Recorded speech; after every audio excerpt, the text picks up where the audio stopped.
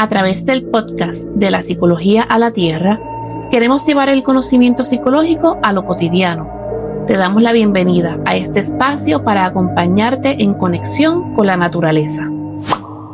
Hoy, bajo la sombra del almendro y el sonido del bambú, la música del bambú, vamos a estar hablando del tema sobre el cuidador primario. Hoy vamos a tener la oportunidad de conocer y compartir con Orlando. Orlando es una persona adulta que estuvo casada y, como pasa en muchas ocasiones, pues la relación no funcionó, se separa y luego conoce a su actual esposa. En ese proceso decide asumir y compartir la responsabilidad de paternar con el hijo que tenía su esposa actual o que tiene su esposa actual, y en ese proceso decide darse la oportunidad de volver a parir, ¿verdad? De volver a engendrar. Y de ahí sale una hermosa niña de 9 años que tiene actualmente. Y él nos va a estar compartiendo cuál ha sido ese proceso, ¿verdad? De después de haber criado hace años atrás y cómo ha sido esa transición, principalmente ahora que está en la etapa del retiro. Orlando hizo un bachillerato en ciencias sociales con concentración en cooperativismo. Luego hizo una maestría en administración de empresas y dedicó su vida, ¿verdad?, profesional trabajando en el área bancaria, y luego en la Universidad de Ana G. Méndez como administrador. Luego de cogerse al retiro, decidió iniciar el programa doctoral en estudios culturales y luego se quedó, ¿verdad?, como cuidador primario de su hija de 9 años. Así que, sin más, les voy a presentar a Orlando. Acompáñenme a conocerle. Bueno, como les dije, aquí estamos con Orlando Rivera Trujillo, ¿correcto? Eso es correcto. Pues Orlando, mira, estaba comentando, ¿verdad?, al público que nos sigue, que haciendo un recuento de tu vida, un resumen, fuiste estudiante, trabajaste, dedicaste gran parte de tu vida, 33 años, dedicaste al sistema Ana G. Méndez, ¿verdad?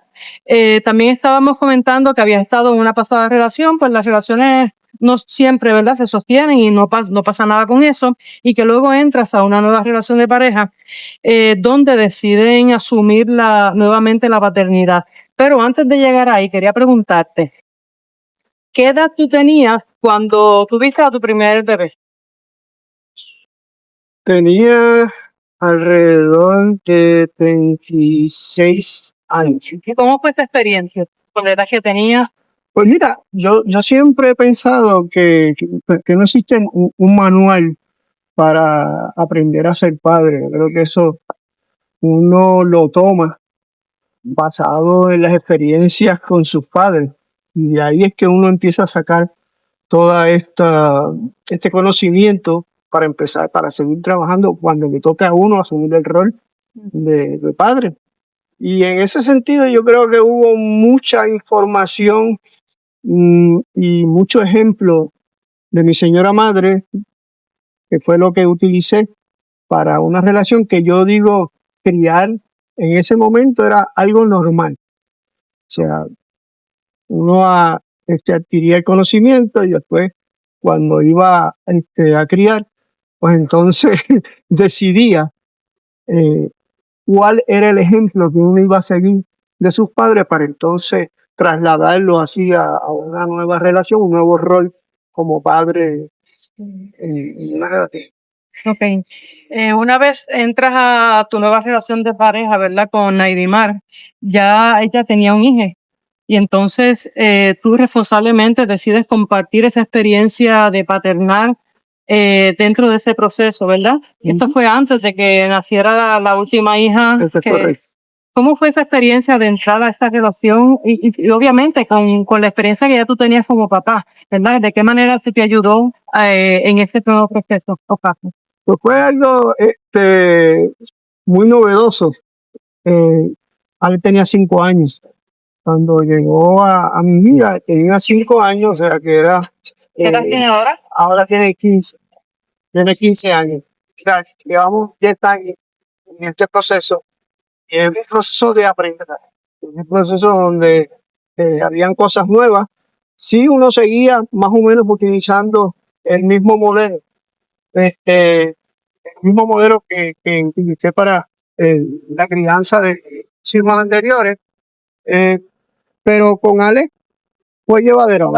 Obviamente ya tenía experiencia. Sí, ya yo tenía una experiencia y esa experiencia la aplicaba y prueba o error siempre daba resultados, así que trabajamos con eso. Claro.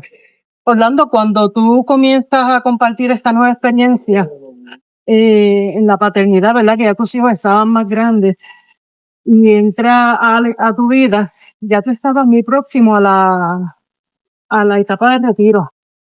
Y en ese proceso asumes nuevamente la responsabilidad de la paternidad en una fase en la que regularmente la relacionamos con Retiro, descanso, viaje, sí. coger la vida más suave, dormir más, ¿verdad?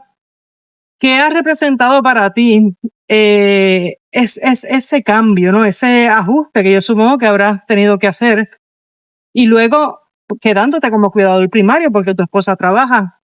Bueno, primero fue una decisión muy planificada, muy organizada.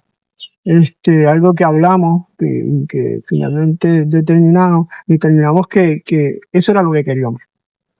Fue un reto, pero fue un reto maravilloso. Porque, como tú bien dices, estaba ya a punto de retiro. Y la gente a veces se retira y dice, pues me voy para casa, voy a descansar, Y para mí fue una etapa de aprendizaje, una etapa de creación, una etapa donde tenía algo, o sea, importante que hacer en la edad en que mucha gente dice, ya yo acabé mi vida, ya profesional, y ahora voy a descansar. Entonces, yo sí tenía algo que hacer importante y que me hacía sentir sumamente útil y sumamente feliz. Así que fue un cambio maravilloso. He escuchado historias de personas adultas, ¿verdad? Que a los 60, a los 70, 70 y pico de años han decidido asumir la paternidad también. Y he visto que todos tienen un mismo denominador común. Y es que dicen, ya fui padre cuando tenía 20 o 30 años. Pero me levantaba a las 5 de la mañana, salía a trabajar, estaba todo el día trabajando, llegaba a las 7 de la noche a casa y era muy poco el tiempo que tenía para compartir con mis hijos. Y ahora que estoy paternando en esta etapa de la vida, estoy moviéndome más lento, haciendo las cosas con más conciencia y disfrutando de ese tiempo de calidad, porque ahora no hay que salir a trabajar, ¿verdad? Y además de eso, compartiendo las experiencias adquiridas en el transcurso de su vida en esta nueva fase con ese menor o esa menor que viene de camino. ¿Te hace sentido esto a ti? Mucho sentido, porque es una etapa donde uno se siente, número uno, útil. Y es un proceso de reaprendizaje consciente. Porque yo siempre he dicho que hay dos formas de estar despierto, consciente e inconsciente. Y uno va por la vida aprendiendo de forma inconsciente, mirando todo lo que le queda alrededor y trayendo ese conocimiento, pero de una forma inconsciente. En esta etapa de mi vida, pues yo tengo que estar más despierto, tengo que estar más consciente de lo que hago, y eso le da a uno el desarrollo de unas habilidades que uno jamás pensó que tenía. Así que uno también empieza a conocerse un poco mejor y saber hasta dónde uno puede llegar. Es infinito. ¿Tu hija, la menor, te ha ayudado en ese proceso de introspección a conocerte un poquito mejor? Ese ha sido el motivo, y yo creo que el arranque de todo. O sea, mi hija me ha obligado a detenerme. A detenerme, a mirar las cosas con calma, a observar y a observar conscientemente. A observar de una forma que yo digo, lo que estoy observando tiene que tener alguna utilidad para este proceso. Y de esa forma es que yo he ido reaprendiendo, o sea, he aprendido a reaprender. He hecho un cambio, una reingeniería en la forma en que uno adquiere el conocimiento. para poder aplicarlo. ¿Y cómo lo transmite también? ¿Cómo lo transmite? Porque esa es la otra parte, o sea, cómo uno aplica todo ese conocimiento que está adquiriendo a través de la observación consciente a ese nuevo escenario que te toca vivir en una etapa donde la mayor parte de la gente lo que va a alcanzar. Sí. Criar desde la adultez también significa reaprender. Desde la psicología, sabemos que el desarrollo humano continúa durante toda la vida. Este proceso implica flexibilidad cognitiva, es decir, la capacidad de ajustar ideas, cuestionar modelos de crianza aprendidos e incorporar nuevas formas de responder a las necesidades de los hijos e hijas. A su vez, refleja la neuroplasticidad, la capacidad del cerebro para seguir aprendiendo y crear nuevas conexiones, incluso en la adultez mayor. Aunque algunos aprendizajes pueden requerir más tiempo, la experiencia y la disposición al cambio pueden fortalecer el vínculo, la regulación emocional y el bienestar de toda la familia. Muchas veces hablamos de retos, pero además sí me gustaría, ¿verdad?, que compartieras con el público cuáles han sido esos retos principales que has tenido, porque regularmente el rol de cuidador se le otorga a la mujer y en el caso de ustedes, mamá está trabajando fuera de casa y tú estás trabajando dentro de casa. Y regularmente es al revés, mamá trabaja dentro de casa y el hombre trabaja fuera de la casa, ¿verdad? En este caso, obviamente tenemos un asunto de perspectiva de género que yo sé que tú lo has manejado muy bien, ¿no? Y lo has asumido. Pero además de los retos, me gustaría saber cuáles han sido parte de esas experiencias de vida, esos grandes momentos que has tenido como papá de una menor de edad en esta etapa de tu vida. ¿Cómo te digo? Cuando nació mi niña, que fue algo maravilloso, uno esperaba, por como te había dicho, ya estaba planificado. Empecé a ver las cosas desde otro punto de vista, o sea, de una forma que jamás yo había pensado que podría haber. Empecé a tomar decisiones más conscientes y con mucha más calma. Empecé a tener más paciencia, porque el reto grande también es desarrollar todas estas cosas y desarrollar una paciencia en un momento dado donde uno dice, ay Dios mío, yo no tengo paciencia, pues fue algo bastante fuerte. No fue tampoco tan fácil, todo maravilloso, pero a la misma vez ese reto me estaba enseñando y me estaba preparando para lo que venía posteriormente. O sea, así que yo creo que esas cosas maravillosas que uno aprende con una niña que tiene ahí el 100% del tiempo, que te está obligando a ver las cosas de otra forma, y eso fue maravilloso para mí. Amanda es una chica inteligente, dinámica, curiosa. A ella no le falta mucho, ¿verdad?, para inventar. Eso la ha caracterizado a ella desde bebé. La conozco desde bebé. En el proceso de su desarrollo, ustedes como padre y madre reciben de un especialista un diagnóstico, ¿verdad?, que podría afectar o que puede afectar la parte conductual de Amanda, que es el trastorno de déficit de atención con hiperactividad. Uno de los mayores deseos de madres y padres es que sus hijos e hijas, voy a usar una expresión popular, nazcan bien, que no tengan nada, que estén saludables, que todo sea por el libro, como Exacto, dicen, ¿verdad? por el manual. Y principalmente cuando ya han tenido hijos previos y todo ha salido por el manual. Y lo voy a poner entre comillas, esa expresión. Sí. ¿Qué ha representado para ti como papá el diagnóstico? De entrada, tuve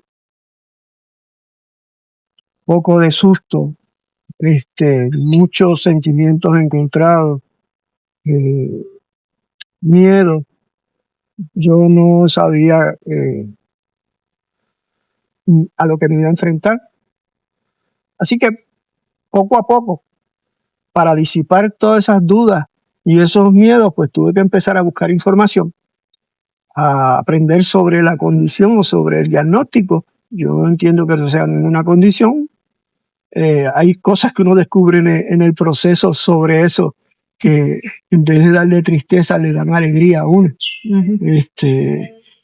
Y Amanda me llevó a ese proceso y yo, aparte de esa primera etapa donde sí, no te miento, tenía un susto por la información que estaba llegando, pero luego cuando empecé a mirar las cosas, que es la verdad que es un reto también y es a veces bien difícil, pero me ha seguido, como te dije, empujando hacia el aprendizaje todo el tiempo aprendiendo. Y más cuando en el proceso de cuando ya estaba más pequeñita, pues yo estaba inmerso en un proceso de un doctorado en filosofía, que estaba haciendo investigaciones, que estaba leyendo y que estaba buscando mucha información sobre mis temas.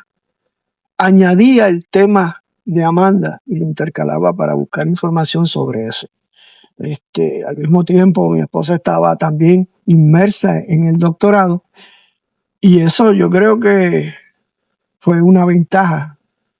Mucha gente podría decir, mira, ya, estudiando con esa situación en el medio, yo le saqué ventaja a eso.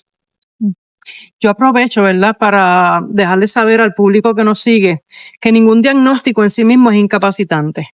¿Está bien? La incapacidad viene porque muchas veces estamos en un sistema que no se adapta a las necesidades diversas, que presenta mucho límite, y una acción que realmente sí es incapacitante es no capacitarse ante el desconocimiento de lo que implica tener X o Y condición.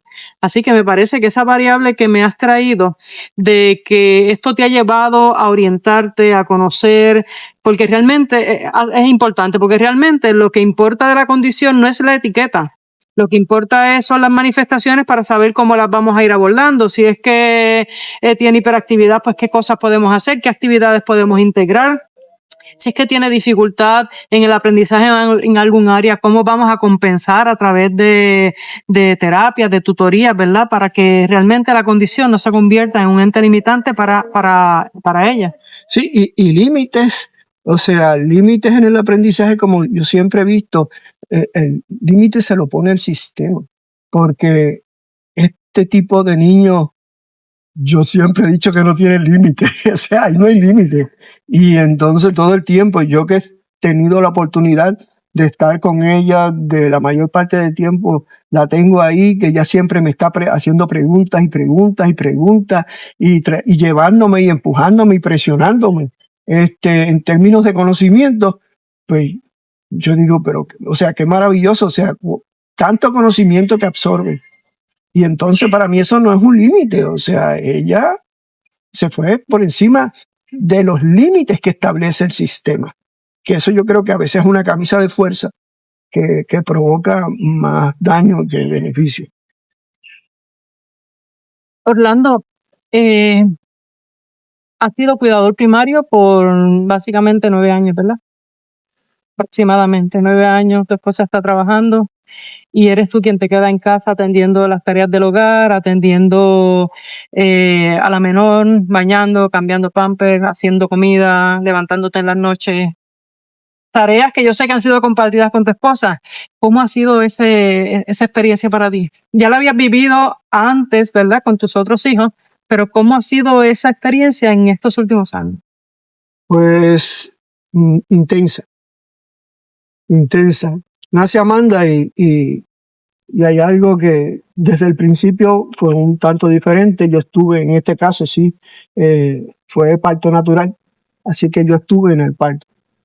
Desde ahí ha sido sumamente interesante. Una gran experiencia. Una experiencia que no había tenido. No había tenido la oportunidad porque mis hijos mayores fueron por cesárea. Así que ese fue el inicio de las cosas maravillosas que y de las experiencias maravillosas que he tenido con Amanda. Pues, como te iba diciendo, Amanda es muy demandante, y yo he tenido que estar ahí ese primer año, fue una locura. Amanda se levantaba cada 2 horas y me involucré en ese proceso de forma tal que cada vez que la niña abría la boca para pedir comida, pues entonces para pedir leche, pues entonces yo me levantaba, la agarraba, se la entregaba a su madre la lactaba, yo me sentaba al lado y esperaba a que terminara. Cuando terminaba, agarraba a la niña, la llevaba otra vez, la niña se quedaba dormida y a las 2 horas volví otra vez, me levantaba. Así que en ese proceso estuve 11 meses levantándome cada 2 horas. Llegaba al trabajo, para ese tiempo todavía estaba trabajando, o sea, esa fue la última etapa. Así que de ahí en adelante, lo demás, llevarla a la escuela, traerla de la escuela, hacerle comida, pues eso era fácil. Eso fue fácil, porque esa primera parte fue muy, muy, muy, muy fuerte. O sea, era una experiencia que la tomé de la mejor forma, que me encantó, porque era algo, sí, yo me despertaba dormido, pero para mí era algo gratificante, porque estaba participando de algo que nunca había tenido y que en ese momento me estaban dando la oportunidad de hacerlo. Orlando nos comparte de que Amanda es intensa. Yo diría que más que intensa es creativa. Muy creativa. Amanda canta, Amanda brinca, Amanda cose, Amanda dibuja, pinta. Amanda siempre está buscando una actividad para hacer. Siembra, y por ahí vamos, para ahí vamos ya mismito. En muchas ocasiones, cuando vemos a un menor de edad o a una menor de edad que está con este nivel de creatividad, automáticamente lo etiquetamos o lo señalamos como algo negativo. Este no se puede estar quieto, o esta es demasiado dinámica, o esta no hace caso. Y realmente esas son oportunidades que tenemos para número uno, bajar, como nos decías ahorita, para aprender en el proceso y a lo mejor también para sacarnos a nosotras, las personas adultas, de nuestra vida rutinaria, de esas zonas de confort en las que a veces entramos, ¿verdad? Que se nos olvida que coger sol de vez en cuando es importante, que estirarnos también es importante. Así que me parece que más que todo, Amanda es una niña muy creativa y ¿saben qué? Tengo idea de dónde lo sacó. Dicen por ahí que lo que se hereda no se hurta. Orlando, aprovechando ya este último segmento, algo que nos dije al principio es que Orlando también es protector de la naturaleza, él ama Puerto Rico, él ama la naturaleza y también en el pequeño espacio que tiene en su casa se lo han dedicado a sembrar y ya no tienen espacio, pero quieren seguir sembrando y eso me parece maravilloso. Y yo sé que parte de las actividades que has utilizado como cuidador primario es aprovecharse de ese espacio natural para integrar a Amanda y enseñar de cosas básicas que tienen que ver con la siembra, que tienen que ver con la protección de la naturaleza y la conexión hasta con los animalitos, ¿verdad? Que se encuentran en esos escenarios. ¿Qué aportación podrías hacer para el público que nos sigue, para otros hombres, ¿verdad? Que también se sientan identificados contigo y con tu historia, de cosas que podrían hacer y de los beneficios que puede tener ese contacto con la naturaleza? Mira, yo vengo de una familia de agricultores. Mis abuelos por parte de padre eran agricultores.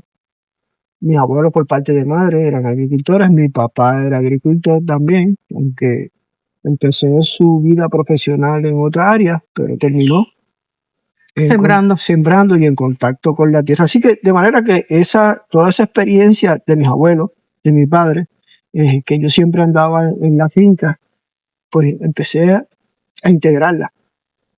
Me parecía maravilloso poder estar un día totalmente metido en el monte. Me podía ser maravilloso o no tan maravilloso tener que virar media cuerda de terreno con un pico para sembrar, pero al fin y al cabo me metí y lo hacía. Y todo ese bagaje de la agricultura y de la conexión con la tierra lo arrastré y siempre lo he llevado. O sea, cuando nosotros nos mudamos a esta nueva propiedad, que tiene un pequeño pedazo de terreno en la parte de atrás, eso estaba vacío, no había nada, excepto 3 palmas que María se llevó 2. Y nació Amanda, y nosotros empezamos a sembrar árboles ahí dentro de ese espacio. Y ella siempre estuvo ahí. O sea, y tomar la decisión de dejar a una niña de 3, 4 años agarrar una coba para hacer un boquete fue difícil, porque yo decía, no, me le puedo hacer daño por ese sistema de protección que uno tiene con los hijos. Pero como te dije, estaba aprendiendo y estaba ante una niña que no era igual, así que yo dije, no, tranquilo, vamos a sacar el miedo al lado, dale la coba. Y ella con sus manitas levantaba la coba y trataba de hacerlo. Y cuando íbamos a sembrar la matita, ella estaba. Si se caía un pajarito de un nido y estaba perdido, Amanda estaba ahí buscando el pajarito para que lo cuidáramos. Y nos llevábamos para adentro y teníamos que cuidar el pajarito. Cualquier cosa que tuviese relación con la naturaleza, Amanda estaba ahí. Amanda se va afuera y los gongolíes se los trepa en la mano, se los deja que caminen por encima. Es una cosa extraña porque un niño normalmente le tiene terror a eso. Y ella no. Así que de esa manera aprendió el amor a la naturaleza. A la naturaleza. Entonces, si hay algo que yo puedo decirle a todos esos padres que están en estos momentos bajo una situación similar, es que dejen que sus hijos tengan ese contacto con la naturaleza, con la tierra, que se enfanguen, que la lluvia le caiga encima, que ese contacto sea el que los guíe, porque una vez ya crezcan, ellos no van a poder salir de ahí y van a estar encaminados por el mejor camino, que es el amor a la naturaleza. Y eso los va a ayudar mucho, porque en términos de tranquilidad, de paz y de serenidad, no hay nada como el contacto con la naturaleza. La naturaleza nos recuerda que las raíces sostienen el crecimiento. En la paternidad, la experiencia guía y la infancia inspira. Criar a una niña con TDAH también implica reaprender, desarrollar flexibilidad, mirar más allá de la conducta y comprender que cada proceso tiene su propio ritmo. Como la naturaleza, cuando respetamos ese ritmo, ambas generaciones florecen juntas. Bueno, Orlando, tengo entendido que te gusta el tamarindo, ¿verdad? Me encanta. Pues de aquí, de parte de la finca de Yolanda y Fernando y de parte de la Psicología de la Tierra, te entregamos esto. Te agradecemos profundamente, Orlando, el que nos hayas dado la oportunidad para compartir esta experiencia como cuidador primario y sobre todo como papá, que estoy totalmente convencida que ama a su familia. Así que gracias por compartir este tiempo con nosotros. Gracias por el tamarindo y gracias por la invitación. Yo creo que comunicar todas estas cosas es importante. Así que muchas gracias por la invitación. Claro. Asumir el cuidado de hijos e hijas no es un asunto de género. Ustedes ya han visto la experiencia que hemos compartido aquí con Orlando, donde él como hombre decidió transgredir esos roles, ¿verdad?, que típicamente le asignan a la mujer para responsable y amorosamente asumir el cuidado de su hija, de su hija y de su hija, que vienen en crecimiento ahora, en esta etapa de su vida. En otras palabras, que cuando uno pensaba que él iba a estar descansando en esta fase de retiro, esto le ha servido a él como para inyectar nueva energía y continuar haciendo lo que ha sabido hacer muy bien en el transcurso de su vida, y es paternar responsablemente. Les invitamos a que, si este video es de utilidad para ustedes, que por favor que lo compartan hacia adelante y que nos sigan a través de las redes sociales. Será hasta el próximo podcast. Por parte de la Psicología a la Tierra, agradecemos a Orlando por su tiempo, y de igual modo, como padre y esposo, le agradecemos su tiempo, su paciencia y todo su amor. Muchas gracias. Cuando la tierra te sana, la mente florece. De la Psicología a la Tierra.